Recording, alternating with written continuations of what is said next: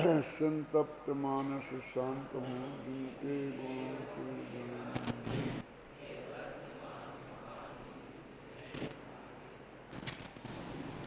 समय सार परमागम की 49वीं गाथा चल रही है, जिसमें ये कहा गया है कि आत्मा अरस है, अरूप है, अगंध है, स्पर्श है, अव्यक्त है, अनिर्दिष्ट संस्थान है और चेतना गुण से समृद्ध है।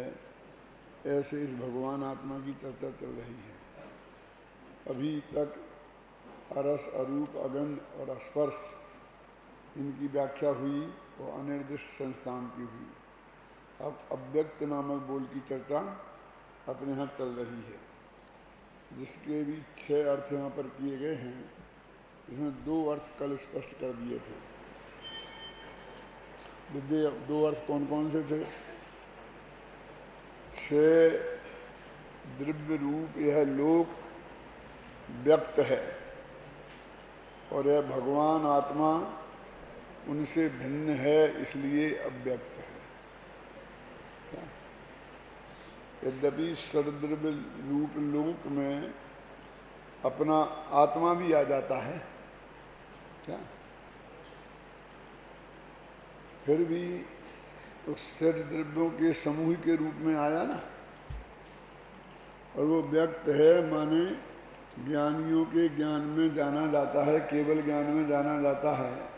और अज्ञानी भी थोड़ा कम ज़्यादा जानते हों, लेकिन जानते तो हैं। उस भगवान आत्मा को उनसे भिन्न बताने के लिए अव्यक्त कहा।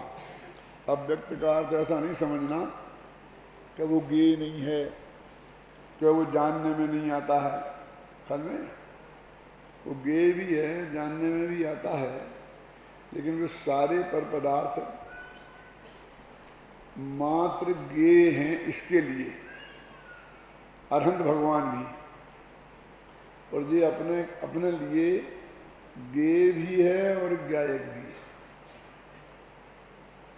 इसलिए इसमें ज्ञेय भावों से भिन्नता को अव्यक्त कहा। और अगले भाव में लिखा ना, ये आपकी कसाय चक्र रूप भावक भाव व्यक्त हैं और जीव उनसे उससे भिन्न है, अतः अव्यक्त है ना। अब जो तीसरा बोल है, ये बहुत ही चर्चा का विषय रहा है अध्यात्म जगत में, क्योंकि इसमें क्या लगा, चित्त सामान्य में चैतन्य की समस्त व्यक्तियां निमग्न होने से जीव अव्यक्त है। अब ये क्या? चित्त सामान्य में चैतन्य की समस्त व्यक्तियां निमग्न होने से, व्यक्तियां माने होता है पर्याय, क्योंकि प्रकट होती है ना। और क्योंकि ये पर्याय द्रव्यार्थक न्याय का विषय जो द्रव्य है, इस पर्याय से जुदा है, इसलिए उसे अव्यक्त कहते हैं। तो जितने भी व्यक्त पर्याय हैं, जिस चित्त सामान्य में सभी लीन हो गई हैं, ऐसा द्रव्य जो है वो अव्यक्त है, ये कहा गया है इसमें।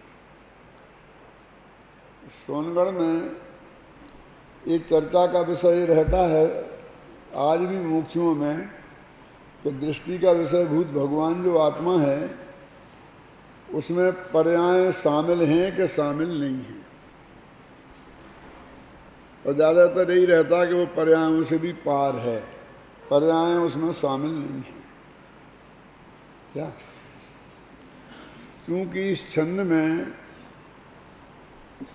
वह बात विशेष रूप से कही गई है, क्या, कि वे सारी व्यक्तियां जो पर्याय हैं, वो जिस द्रव्य में शामिल है वो द्रव्य अव्यक्त है। तो हर जगह तो पर्यायों को हटाते हैं और इसमें शामिल लिखी, इसलिए झगड़ा का विषय बनता है। इस तीसरे बोल के संदर्भ में तो मेरे साथ एक घटना घटी थी। जब भी ये प्रकरण आता है तो वो घटना सुनाए बिना मैं नहीं रह सकता हूँ। जब अंत समय में जब गुरुदेव श्री का 1 बरस रह गया था, समझ लो उनके स्वर्गवास के पहले, तो जो क्लास राम जी भाई लेते थे, अब उनके मुंह में दांत मांत कुछ नहीं रहे थे, वो बहुत बड़ी उम्र के हो गए थे, और वो क्लास में गुरुदेव भी बैठते थे, तो वो क्लास उनसे अब नहीं ली जाती थी। तो पहले साल तो वो लालचंद भाई को दी गई थी, लेकिन वो असफल हो गए, तो दूसरी साल मुझे वो क्लास दी गई। और जो गुरुदेव श्री भी आद्योपांत बैठते थे, और उसी हॉल में वो क्लास होती थी जहाँ गुरुदेव प्रवचन करते थे। अपने प्रवचन की गद्दी पर बैठे रहते थे वो, और वहीं बगल में ही एक छोटी सी चौकी लगाकर उस पर गद्दी लग करके क्लास लेते थे। उस क्लास में एक प्रकरण ये आया कि जिसमें मैंने ये कहा कि निर्विशेषो ही सामान्यम भवेत खर्वसान्मत। पूरा छंद ऐसा है कि सामान्य शास्त्र तो नूनम विशेषो बलवान भवेत, निर्विशेषो ही सामान्यम भवेत खर्वसान्मत। न्याय शास्त्र का छंद है, और इसका अर्थ ये है कि सामान्य विशेषों से रहित सामान्य गधे के सीन समान है। ऊपर की पंक्ति क्या है, अभी बोली थी ना, सामान्य शास्त्र तो नूनम विशेषो बलवान भवेत। सामान्य कथन से विशेष कथन बलवान होता है। अब इसका अर्थ क्या है कि सामान्य कथन माने तत्वा सूत्र में सामान्य कथन है, और फिर सर्वार सिद्धि और राजवार्तिक में विशेष कथन है। यदि उसमें मतभेद खड़ा हो जाए, माने दोनों का अलग अलग अर्थ हो, तो झगड़ा खड़ा हो जाएगा। जैसे कि एक सूत्र है, पीत पद्म शुक्ल लेस्या द्विती से शेषु। इसका अर्थ है कि 2 युगलों में पीत लेस्या होती है, माने शुरू के 4 स्वर्गों में। फिर 3 युगलों में पद्म लेस्या होती है, माने 5 में, 6 में, 7 में, 8 में, 9 में, 10 में। और अंत के 4 स्वर्गों में शुक्ल लेस्या होती है। ये तत्वा सूत्र के सूत्र का सीधा सच्चा अर्थ है। जब सर्वार सिद्धि राजवार्तिक में इसका अर्थ किया गया, तो उन्होंने ऐसा किया कि पहले और दूसरे स्वर्ग में पीत लेस्या होती है, और तीसरे और चौथे में पीत और पद्म मिला के होती है। तो वहाँ शिष्य ने प्रश्न किया कि सूत्र में तो ऐसा है नहीं, और आप अपनी तरफ से क्यों कर रहे हो ये? सुनने का अन्य शास्त्रों में ऐसा है कि अन्य शास्त्र की थोड़ी सूत्र जी की टीका हो रही है, कि वो सामान्य कथन है और हम विशेष कथन कर रहे हो। तो उन्होंने कहा तुम विशेष क्यों कर रहे हो? क्योंकि हम टीका लिख रहे हैं, उन्हें सूत्र लिखना था। उन्होंने संक्षेप में बात कह दी, है ना। जैसे अपन बोलते हैं ना कि 2000 सागर के लिए ये 38 पर्याय में आता है, आता कि नहीं बोलते, कि नहीं बोलते? और फिर शास्त्र में गहराई में जाएंगे 2000 सागर से कुछ अधिक। अब हम कुछ अधिक बोलते ही नहीं है, तो हम झूठ बोल रहे हैं। इसे बोलते सामान्य कथन, और विशेष कथन में कुछ अधिक भी लगाएंगे तो दोनों कथन में मतभेद नहीं कहलाता है। ख्याल में है ना। ऐसा नहीं कि वो जिसने सामान्य कथन किया था वो झूठा है, कि जिसने विशेष किया वो झूठा है। तो अब दोनों में से बिल्कुल एक्यूरेट सही किसे माने? क्यों? तो वो कहते यहाँ है सामान्य शास्त्र तो नूनम विशेषो बलवान भवेत। सामान्य कथन से विशेष कथन बलवान होता है, माने जो दो कुछ अधिक लिखा है वो बिल्कुल एक्यूरेट कथन है। इस प्रकरण में ये बात लिखी है, समझे ना। सामान्य शास्त्र तो नूनम विशेषो बलवान भवेत। सामान्य शास्त्र से विशेष शास्त्र बलवान होता है। और क्योंकि निर्विशेषो ही सामान्यम भवेत खर्वसान्मत। यदि विशेषों से रह जो सामान्य है वो तो गधे के सिंह के समान है। कैसे? देखो, ये क्या है? हाथ। दूसरा हाथ, ये छाती, ये माथा, ये पैर, ये सब है ना, और शरीर के सबको मिला के अब इन हाथ पैर और इन सबको हटा दें और फिर शरीर देखें तो गधे के सिंह के समान होगा ना। अब समझ में आ गया ना? अब समझे, निर्विशेष वही सामान्यम भवेत खरविषाणवत का अर्थ समझ में आ गया। अब वो ये कहते हैं कि तुम्हें शरीर देखना है तो हाथ और पैर के रूप में मत देखो, उसे अखंड देखो तो शरीर है। खंड करते ही तो वो विशेष हो जाएंगे। सामान्य से शरीर देखना है ना, तो उसे हाथ पैरों में मत बांटो, तब वो दिखेगा।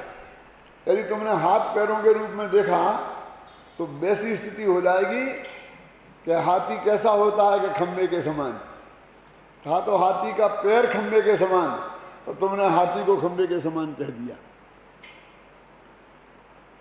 जिसमें समस्त विशेष गौण कर दिए जाते हैं उसे बोलते हैं सामान्य, उसमें से हटाए नहीं जाते हैं। जिनवाणी में जब भी विशेष से रह सामान्य की चर्चा है वो गौण करने के अर्थ में है, लेकिन कोई लोग गौण करते ही नहीं हैं, तो उनको गौण कराने के लिए अभाव की भाषा में भी बात करते हैं कि है ही नहीं, है ही नहीं। आप समझ गए ना? वो है तो गौण ही रूप से, लेकिन है ही नहीं भी कहते हैं तो और भ्रम खड़ा हो जाता है। जब मैं ये अर्थ कर रहा था तो कुछ लोगों ने जाकर गुरुदेव श्री के कान भरे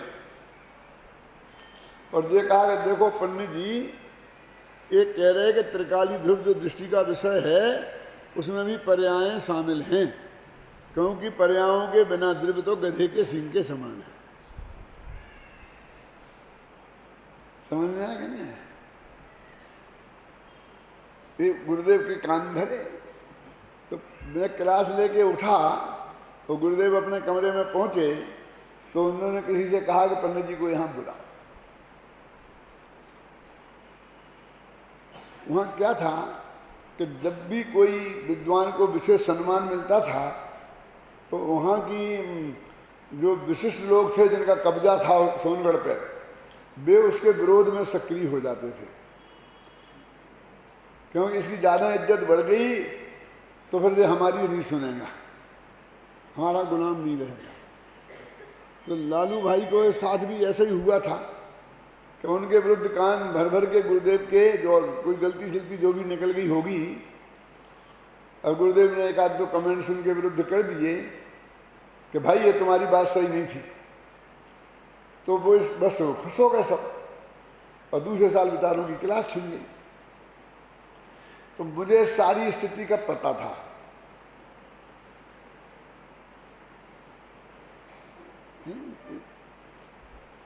तो मैं समझ गया कि आज मेरे विरुद्ध कुछ ना कुछ हुआ है, हवा में कुछ ना कुछ गड़बड़ी है।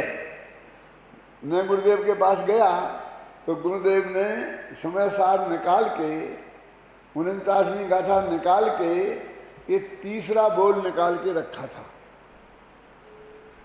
और मेरे से बोले कि इसका अर्थ क्या है। संस्कृत की पंक्ति से इसका अर्थ क्या है, देखो इसमें पढ़ो संस्कृत की पंक्ति कहाँ है। चित्त सामान्य निमग्न समस्त व्यक्तित्वात्,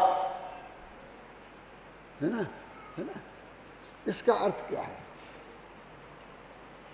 पुरुषोत्तम बाबू ये पूछा उनने मेरे से, मैं कहा इसका अर्थ तो एकदम स्पष्ट है कि कोई बड़ी कठिन बात तो है नहीं, और ये तो हो नहीं सकता कि गुरुदेव को इसका अर्थ आता नहीं हो इसलिए मेरे से पूछा है। क्यों? फिर भी मैंने कहा अभी कोई तत्काल जवाब देना अच्छा नहीं है क्या। तो मैंने कहा गुरुदेव से जरा मैं देख करके शांत देख करके फिर मैं दोपहरी में आऊँगा, फिर आपको बताऊँगा। ऐसा मैंने कह के और मैं चला आया। और फिर मैंने कहा कि भाई असली प्रश्न क्या है ये समझना चाहिए। फिर मैंने वातावरण में देखा, बातचीत करके समझ लिया कि ये जो निर्विशेषो ही सामान्य वाली बात है, और इसमें ये लिखा है कि जिसमें सारी लिखा ना, चित्त सामान्य में चैतन्य की समस्त व्यक्तियां निमग्न हैं। तो ये पर्याय द्रव्य में शामिल है दृष्टि के विषय में, ये चक्कर है। तो मैं गया दोपहरी में और मैंने जो कहा था वो पूरा सुनाया गुरुदेव को। गुरुदेव ने हालांकि सुना ही था, वे तो बैठे ही थे क्लास में। फिर कहा कि प्रकरण ये चल रहा था कि सामान्य कथन से विशेष कथन बलवान होता है।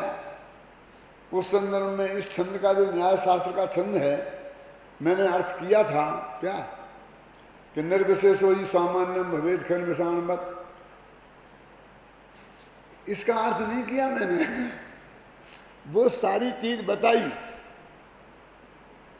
ख्याल में आई ना।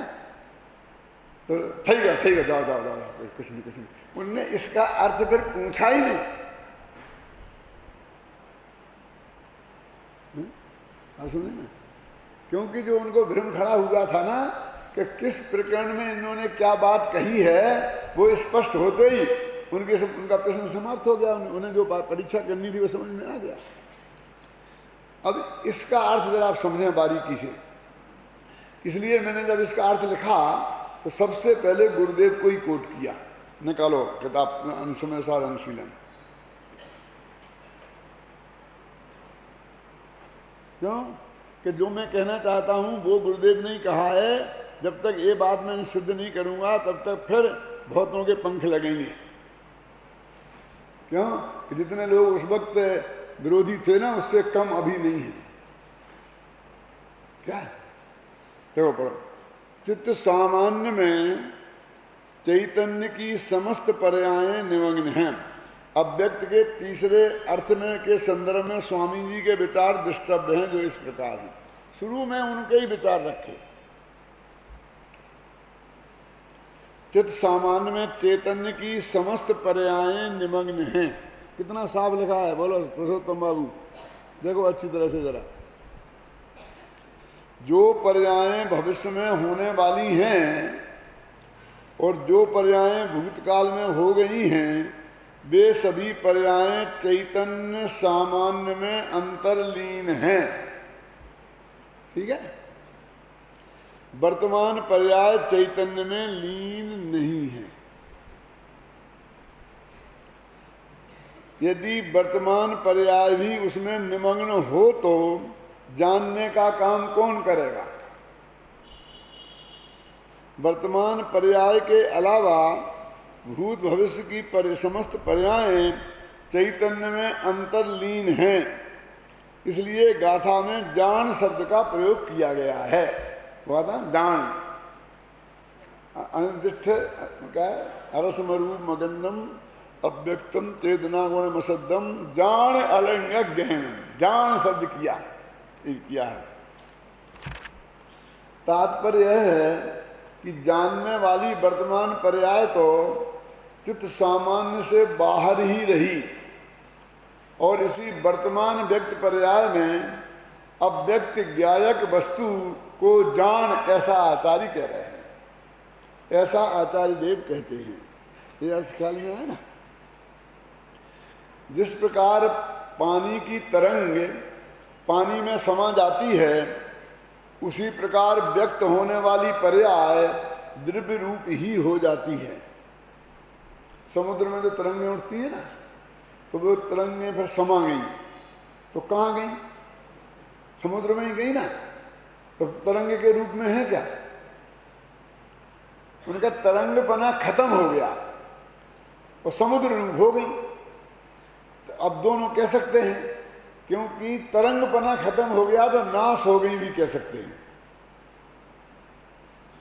और वो कहीं गई नहीं है, वो समुद्र में ही समाई है। इसलिए हम ये भी कह सकते हैं कि वो समुद्र में समा गई, कोई नष्ट नहीं हुई। ख्याल में है कि नहीं?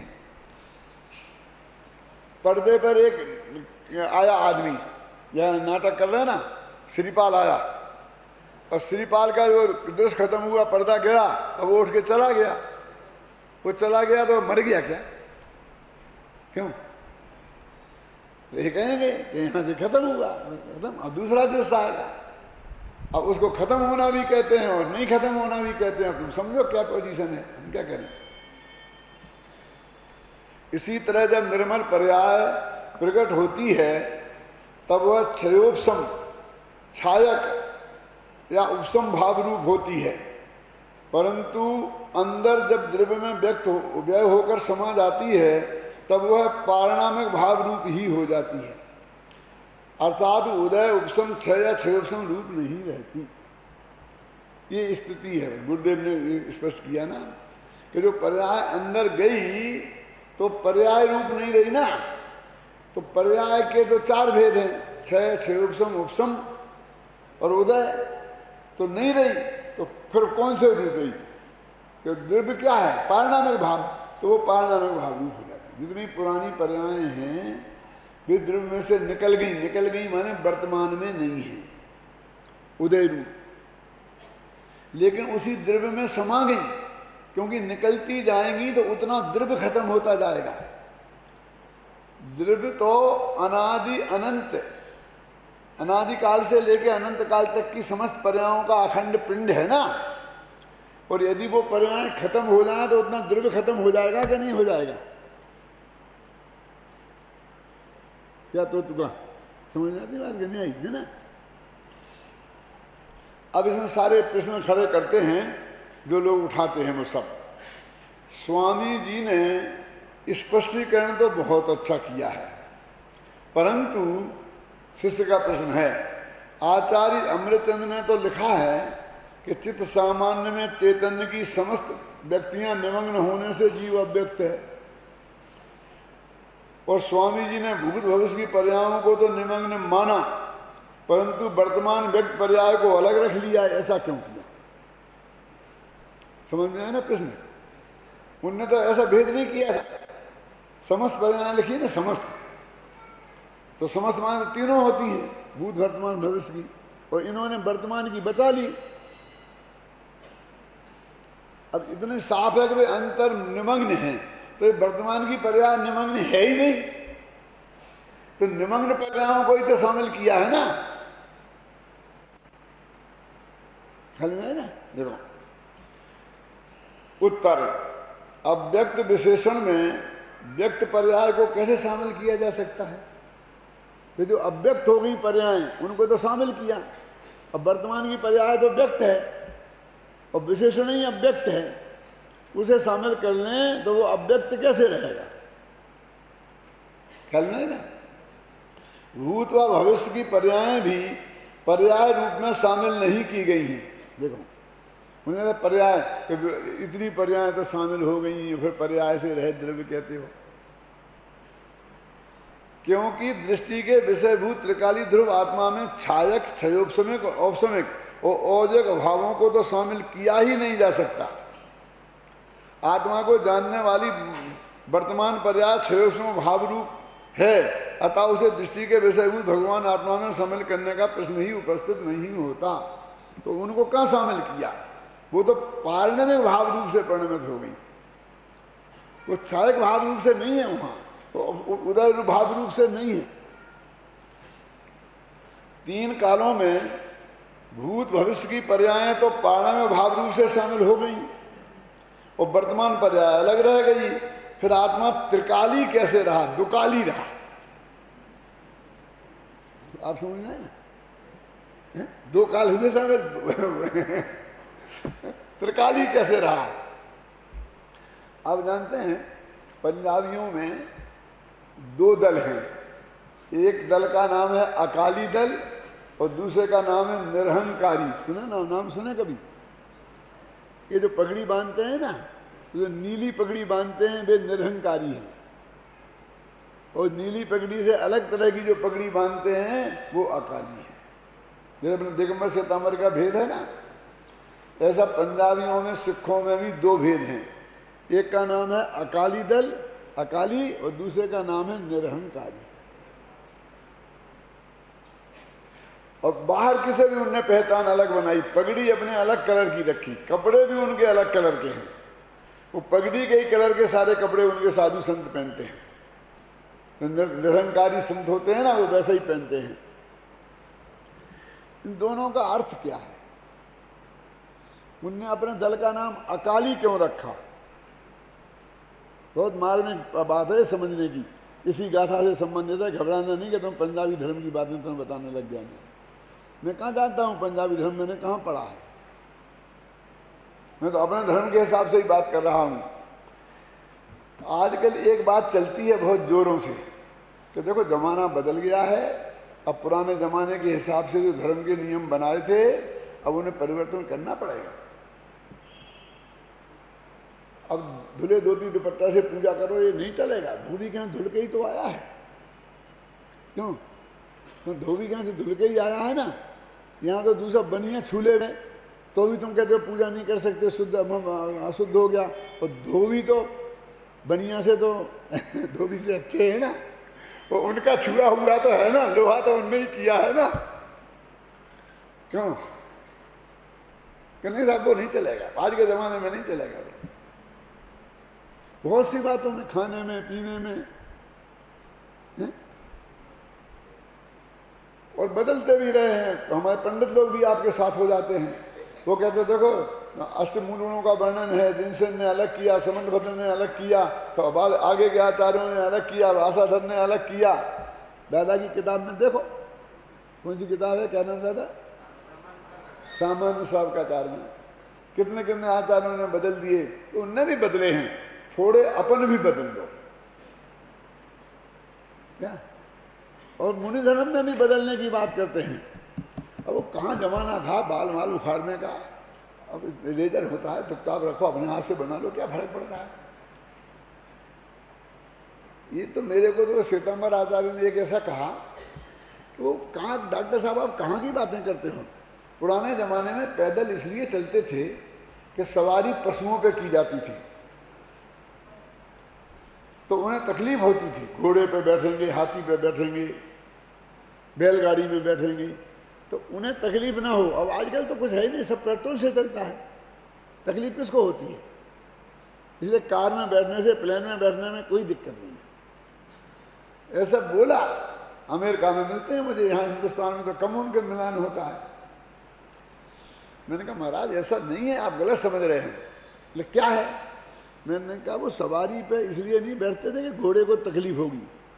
घोड़ा इतना मजबूत जानवर है, तुम्हारे जरा से बदन से उसे क्या तकलीफ होती है?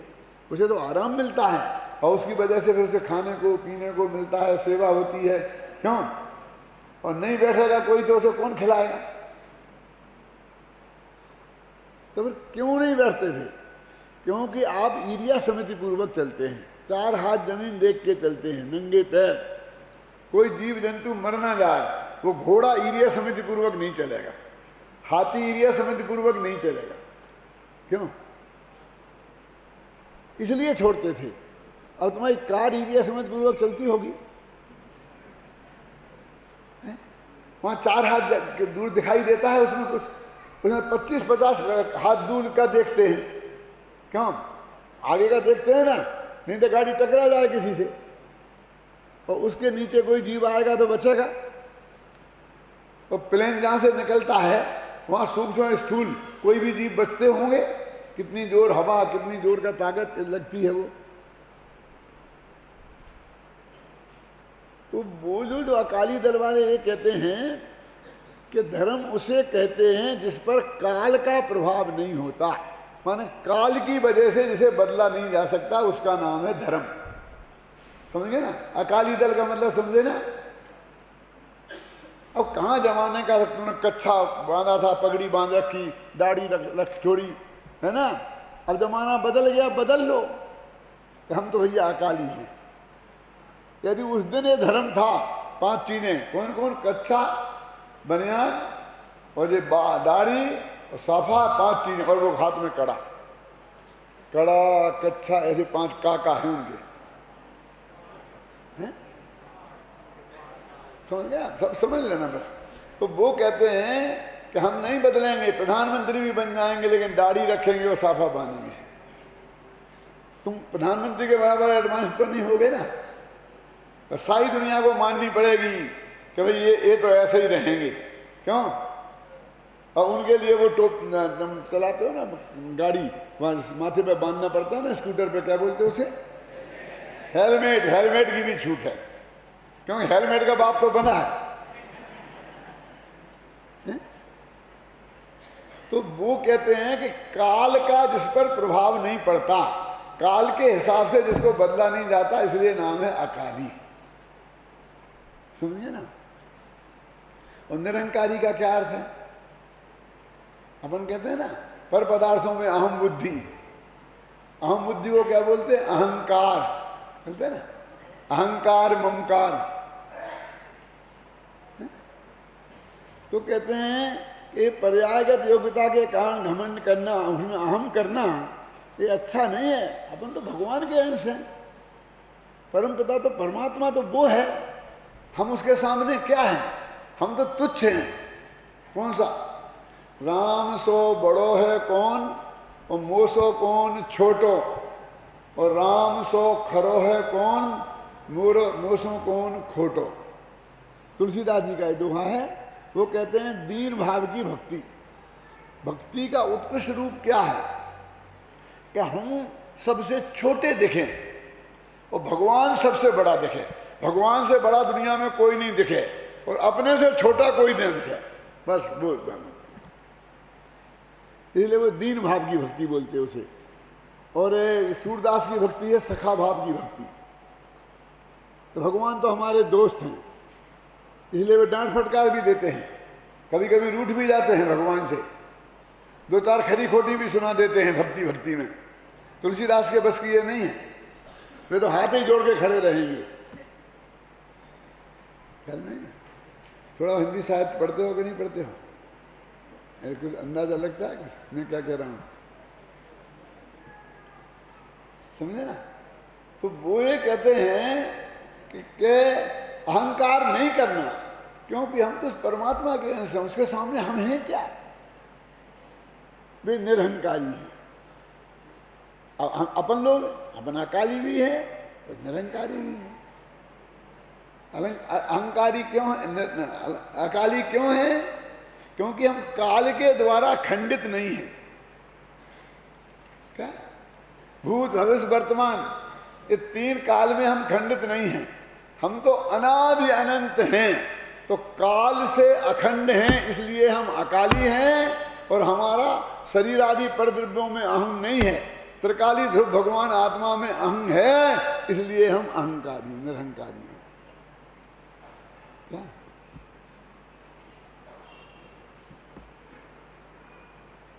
नहीं, मेरे कहने का अर्थ है कि उन लोगों के यहाँ भी इन शब्दों का प्रयोग कोई साधारण तरीके से नहीं है। जब इनके प्रयोग किए होंगे शुरू में किसी संत ने, तो बहुत गहराई से प्रयोग करके किए होंगे। मैंने तो अपनी तरफ से उसका सोच समझ के अर्थ निकाला है। अब किसी अहंकारी और निरहंकारी से पूछो तो पता चलेगा कि वे क्या अर्थ निकालते हैं, क्योंकि मैं तो किसी अहंकारी और अकाली का प्रवचन सुना नहीं है। लेकिन आपकी समझ में आएगी नहीं? तो कहते काल से खंडित हो गया। क्या? क्योंकि वर्तमान पर्याय अलग रह गई, भूत की अलग और भविष्य की अलग, और वर्तमान की पर्याय तो भूत भविष्य को जोड़ती है। तो आत्मा के दो टुकड़े तो हो ही गए ना। कौन कौन से समझ गए ना? क्योंकि तुमने वर्तमान पर्याय अलग निकाल ली। पढ़ते हैं देखो, तीन कालों में भूत भविष्य की पर्याय तो पाणव भाव रूप से शामिल हो गई, और वर्तमान पर्याय अलग रह गई। तो त्रिकाली कैसे रहा? समझ गए ना? दुकाली हो गया। और अकाली कैसे रहा? क्योंकि खंडित हो गया, दो टुकड़ों में बट गया है? अरे भाई, पारणमिक भाव पर्याय रूप नहीं है, द्रव्य रूप है। अतः वह सदा त्रिकाली ही होता है, क्योंकि वो भूत भविष्य की पर्यायें पारणमिक भाव रूप से शामिल हुई हैं। समझ में आया ना? समझ में क्या? और वर्तमान की पर्याय पारणमिक भाव हो नहीं सकती, इसलिए शामिल नहीं हुई। हम क्या करें? और पारणमिक भाव त्रिकाली होती है, तो वो शामिल हो गया, तो वो तो अंदर तो त्रिकाली पड़ा ही हुआ है। ख्याल में है ना? देखो,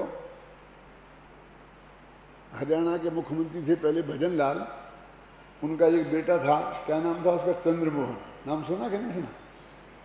और वो भी उप मुख्यमंत्री था हरियाणा का। एक मुसलमान लड़की थी, वो थी IAS ऑफिसर, कलेक्टर वलेक्टर रही होगी जो कुछ भी, उससे उसका लव हो गया, प्रेम हो गया। सच्ची कहानी है, मैं तो उदाहरण के लिए बताता हूँ।